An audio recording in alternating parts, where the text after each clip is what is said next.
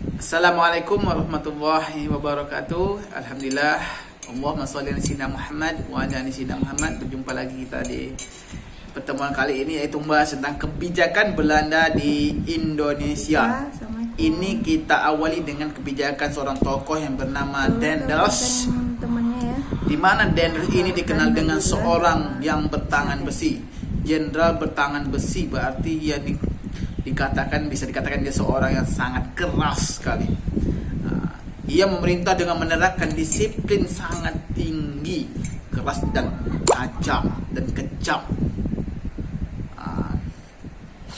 Untuk mendapatkan dana yang dibutuhkan dalam menghadapi Inggris, Daendels menerapkan beberapa kebijakan mengatasnamakan kerajaan Belanda, kemudian diterapkan di Indonesia. Yang pertama adalah sistem kerja paksa.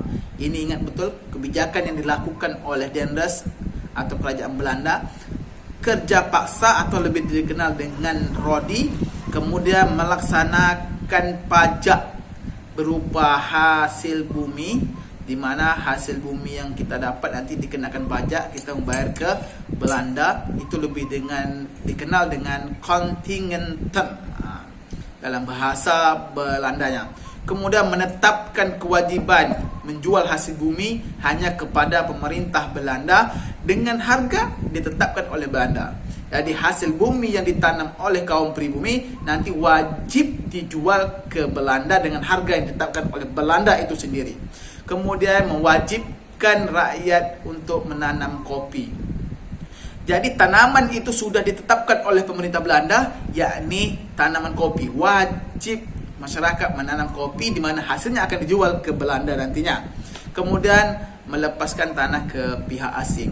Kita dipaksa untuk menjual tanah atau memberi tanah kepada mereka.